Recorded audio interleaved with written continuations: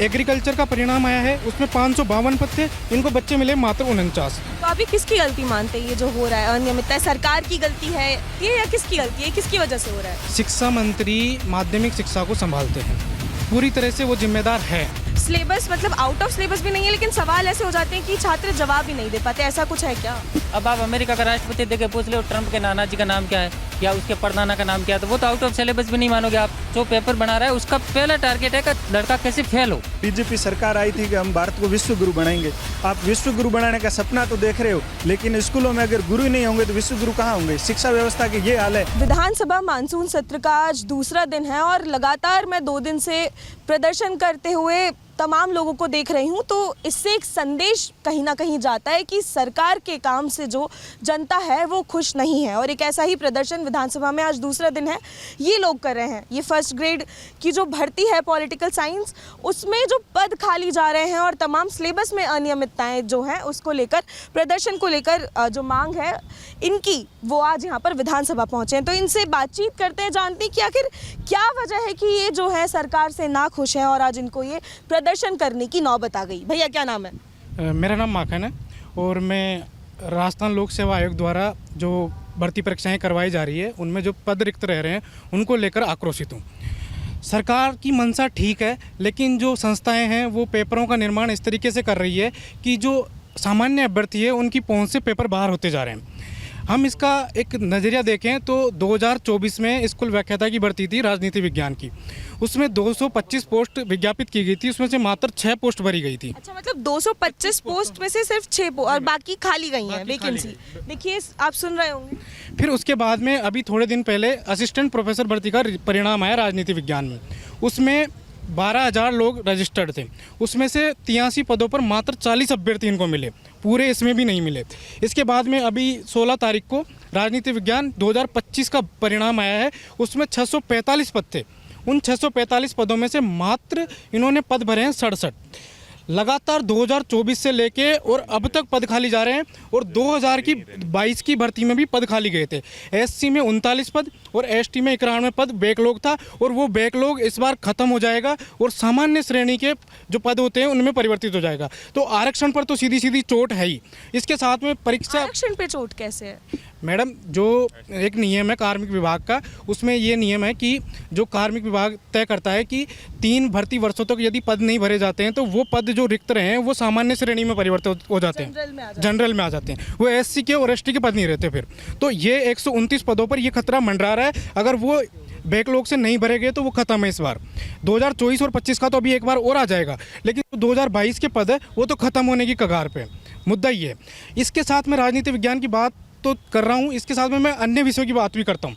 2024 की भर्ती में 13 विषयों में, सिर्फ राजनीति विज्ञान नहीं, 13 विषयों में कुल पद 400 से अधिक पद रिक्त रहते हैं। उसमें से 230 पदों का बैकलॉग है, एससी का, एसटी का, ओबीसी का और एमबीसी का। अच्छा, 230 पद इनके लिए हाँ आरक्षित है, वो अभी कैरी फॉरवर्ड हो रहे हैं। इसके बाद में अभी 2026 के परिणाम, 26 में 2025 की भर्ती के परिणाम आ रहे हैं। अब तक लगभग 15 भर्तियों के परिणाम आ चुके हैं। फिजिक्स में 136 पद थे, 136 में से मात्र 24 बच्चे मिले इनको।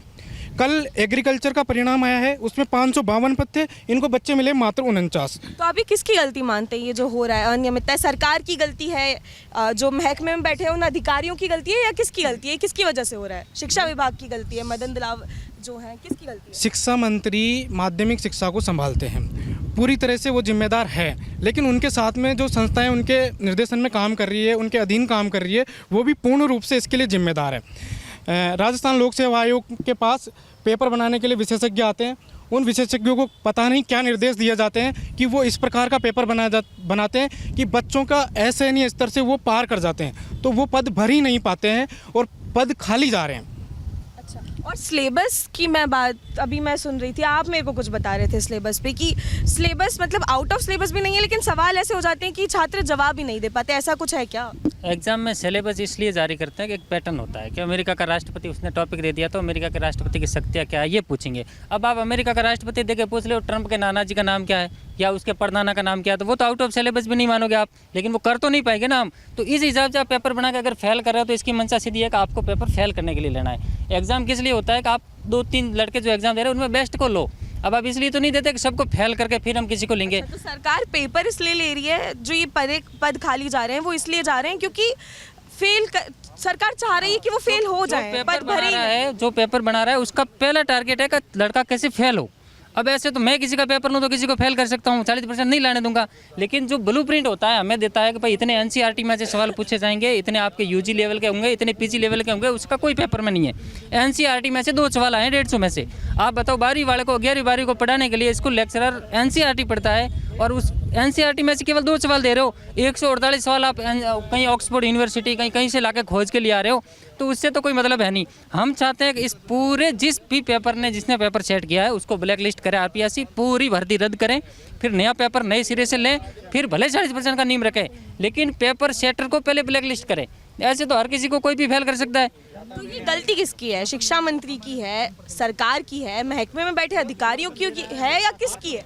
इतने दिन तो हमें लग रहा था कि आरपीएससी में कोई पेपर सेटर है उसकी गलती है, लेकिन कल हमें पता चला कि इन्होंने जैसे रिजल्ट जारी करते हैं फिर आधे पद खाली कर लेते हैं, फिर ये विद्या संबल योजना लाते हैं और अपने आदमियों को लगाते हैं। तो हमें लगता है कि इसके पीछे कहीं ना कहीं सरकार है जो चाहती है कि हम ऐसा पेपर बनाओ खाली रह जाएगी, फिर हम कहेंगे लड़के पढ़ने वाले मिले नहीं, फिर ऐसे ही हम किसी को उठा के ले आएंगे। कल ये कह रहे हैं कि हम ऐसे ही ले आएंगे जो गांव में एक है जो एमए किया हुआ वो आके स्कूल में पढ़ा देगा। पैसे दे के लाते हैं क्या?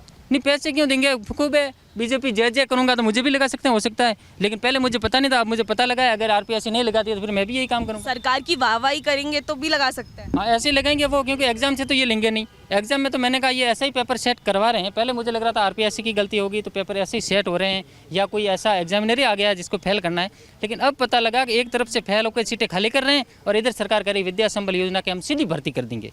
सीधी भर्ती का क्या अर्थ होता है बताओ? तो आरपीएससी क्या काम की फिर अगर सीधी भर्ती करनी है तो? हाँ जी, आपका क्या नाम है भाई साहब? मेरा नाम मैडम रेख राज है। आप ये पेपर मेरे को ज़रा समझाएंगे क्या गणित है इन पेपरों में? मैम ये देखो 2022 में यहाँ वैकेंसी आई थी 1196 पद पर। इसमें से 130 पद खाली रह गए थे। 2024 में आई थी, आप अगर देख पाएंगे 225 वैकेंसी आई थी, उसमें 45,674 स्टूडेंट बैठे थे एग्जाम में। मतलब इतने लोग बैठते हैं और उसमें से फॉर्म तो 85 के आसपास 85,000 के आसपास अप्लाई किए थे, उसमें से 45,674 स्टूडेंट बैठे थे और इसमें सिर्फ इसमें 219 पद खाली रहे हैं। मैम मात्र 6 स्टूडेंट क्वालिफाई किए। तो आपको क्या लगता है ये 2025 में वैकेंसी आई है, उसमें से 67 स्टूडेंट पास किए हैं। 578 पदों में से सिर्फ 67 645 पद है, उसमें से मात्र 67 खाली रह गए। मतलब ये तो बहुत बड़े वो हैं। तो आपको क्या लगता है किसकी गलती है? मैम ये सरकार की गलती है, इसमें अभ्यर्थी कोई गलती नहीं है। अभ्यर्थी 4-5 साल से तैयारी करता है तो वो उसको इतना तो अंदाज़ा होता है कि वो पेपर पास कर सकता है। ये पेपर इस तरह से बना रहे हैं कि पेपर का लेवल बहुत हाई रख रहे हैं और बच्चा उस तक पेपर तक पहुंच नहीं पा रहा। वो मेहनत कर रहा है 4-5 साल से, बहुत ज़्यादा कर रहा है। ये सरकार ऐसा कर रही है क्योंकि कॉन्ट्रैक्ट सिस्टम लाना चाहती है। सरकार ने कल ही एक आदेश जारी किया है जिसमें विद्या संबल योजना करके है।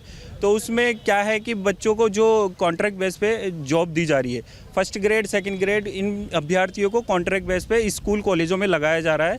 तो ये सरकार की सीधी मंशा है कि सरकार गवर्नमेंट जॉब को ख़त्म करना चाहती है, पर हम ऐसा करना नहीं चाहते क्योंकि सरकार के पास जब पद है, स्थायी वैकेंसी करने के लिए उनके पास पद है, तो फिर वो स्थायी वैकेंसी निकाले। हमारी मांग है कि जो क्रमबद्ध तरीके से जो वर्गीकरण है सीटों का एक बार वो जारी करे और जो ये कॉन्ट्रैक्ट बेस पे प्रणाली कर रही है उसको बंद करके आप स्थायी वैकेंसी निकालें। मैंने देखा कि अभी इतने प्रदर्शन हो रहे हैं विधानसभा पे, कल भी घेराव हुआ, आज घेराव है, छात्र संघ चुनाव, तमाम मांगे हैं। तो सरकार से असंतुष्ट है क्या जनता की? बिल्कुल, सरकार सुन रही नहीं है। आप जब लोगों की सुनना बंद कर दोगे तो फिर लोग कहाँ जाएंगे अपनी बात करने? एक सरकार ही तो होती है जिसको जनता ने चुनकर अपनी विधानसभा में भेजा, वो कानून बनाने के लिए। जब आप लोगों की नहीं सुनोगे तो फिर क्या देना चाह रहे हो उनको? लोग ही उन्हें चुनकर फिर दोबारा भेजेंगे, उनका वो सब कुछ लोग डिसाइड करेंगे फिर, आप अगर उनको अच्छा रिजल्ट नहीं दे पा रहे तुम्हें। हाँ जी, आपका क्या नाम है? जी देवेंद्र चारण। आप भी इस परीक्षा की तैयारी ही कर रहे हैं? तैयारी की है आपने? इसकी पेपर दिए हैं? तैयारी नेट कितनी बार क्वालिफाई दिए हैं? पेपर तो 3 बार दे दिए, सेलेक्ट हुआ? नहीं हुए तभी आए, हुआ होता तो स्कूल में जाते हैं। मैं ये कहना चाहता हूँ, यहाँ बीजेपी सरकार आई थी कि हम भारत को विश्व गुरु बनाएंगे। आप विश्व गुरु बनाने का सपना तो देख रहे हो, लेकिन स्कूलों में अगर गुरु ही नहीं होंगे तो विश्व गुरु कहाँ होंगे? शिक्षा व्यवस्था की ये हाल है तो भारत विश्व गुरु कहाँ पहुँचेगा? सबका साथ सबका विकास लेके चल रहे हो। यहाँ पर शिक्षा व्यवस्था तो पूरी तहस नहस कर रखी है। वहाँ पर शिक्षक आप भेजते नहीं हो, सिर्फ खर्चे करते हैं। भाई वैकेंसियाँ करवाते हैं, बहुत बड़ा खर्चा जनता से लेके खर्चा बहुत बड़ा कर देते हैं, और टीचर एक ही भेजते नहीं है। पूरी सीटें खाली, दोबारा वैकेंसी कराओ और खाली, तो फिर वैकेंसी कराने का मतलब ही क्या है। और मेरी सरकार से यही मांग है कि आप ये जो एग्ज़ाम हुए हैं अभी 2025 वाला, ये री एग्ज़ाम कराओ, नहीं तो ये जो बैकलॉग, ये सीटें ख़त्म हो जाएगी। हमारी जो बहनें हैं, विधवा है, परित्यक्ता है, उनकी तो पूरी की पूरी सीटें खाली जा रही है। एक भी उसमें कैंडिडेट क्वालिफाई नहीं हो पा रही है। SC ST की पूरी खाली, TSP क्षेत्र की पूरी खाली, एक्स सर्विसमैन की पूरी खाली। तो फिर आप लेना ही नहीं चाह रहे हो, तो फिर भर्ती क्यों करवा रहे हो? इतना पैसा ही क्यों खर्च करना रहा अपने हमारे लोगों का, इस जनता का ही पैसा इस पर खर्च करो और भारत को विश्व गुरु, ऐसे बनेगा भारत विश्व गुरु। 2.5 साल हो गए भजनलाल सरकार को। आपको लगता है क्या कि सरकार की गलती है, या पहली पिछली सरकारों में भी हुआ है ऐसा? जी हाँ, सरकारों में पहले होता था, पहले कई बार पेपर आउट हो जाते थे, और इस बार पेपर आउट नहीं होते हैं तो फिर वो पूरी की पूरी वैकेंसी खाली कर देते हैं। भाई वो लेना ही नहीं चाह रहे हैं, बस पेपर आउट के चक्कर में हमने BJP को वोट दिए, BJP आई और BJP हमें वही लूट रही है। फिर हम देखते हैं और अगली बार और क्या होता है। अब देखना आप इसमें। जी हाँ, ये चेतावनी है कि नगर निकाय चुनाव, अभी आचार संहिता लग गई है और पंचायती राज है, इसमें आप रिजल्ट देख लेना। युवा कितना आक्रोशित है सरकार से, वो रिजल्ट इसमें आप मिल जाएगा इनको। निकाय चुनावों में ये रिजल्ट देखने को मिलेगा क्या कि जनता का गुस्सा दिखेगा? जी हाँ, ये तो जनता का गुस्सा पूरा का पूरा दिखेगा। अब देख लेना, ये BJP की ईंट से ईंट बजा देंगे। मैं एक मुद्दे पर ध्यान आकर्षित करना चाहूँगा। मैडम, पद तो खाली रह रहे हैं जो रह रहे हैं, लेकिन अभी कल एक फरमान जारी हुआ है सरकार की तरफ से, उसमें लिखा है कि स्कूलों में विद्या संबल योजना के तहत अध्यापक भर्ती की जाएंगे। अब स्कूल व्याख्याताओं को 1 घंटे के 400 रुपये देंगे। पहले कॉलेजों में विद्या संबल लागू की थी, उसमें परिचित जो सरकार के या प्रिंसिपलों के परिचित लोग थे, वो उसमें पहुंच गए कॉलेजों में, और वो कोर्ट की आड़ लेके, कोर्ट से परमिशन लेके वहाँ कॉलेजों में बने हुए हैं। फिर उसके बाद में अभी स्कूलों में और विद्या संबल भर्ती ये लागू कर रहे हैं। इसका हम विरोध करते हैं, और ये नहीं होना चाहिए। स्कूलों में परमानेंट भर्ती होनी चाहिए, बस यही मांग है और कुछ नहीं।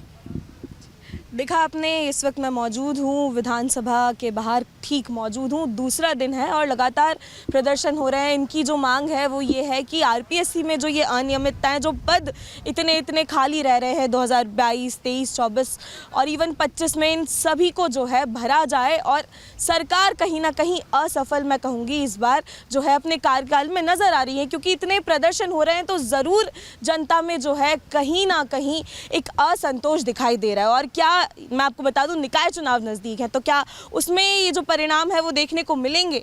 अब यही देखने वाली बात होगी। और क्या सरकार, ये जितने भी लोग आज प्रदर्शन कर रहे हैं, इनकी मांगों को सुनेगी? क्योंकि यही सरकार का काम है। विधानसभा में जब वो बैठती है तो तमाम ऐसे ही मुद्दों पर सरकार को चर्चा करनी चाहिए, बजाय पक्ष विपक्ष को लड़ने के। और विपक्ष को भी यही मुद्दे जो हैं उठाने चाहिए, जो जनता के मुद्दे हैं। तो क्या इस पर इस बार विधानसभा सत्र में बात होगी? ये देखने वाली बात होगी। बने रहिए और देखते रहिए रिपोर्ट भारत। मैं हूं मुस्कान, कैमरामैन नरेश के साथ।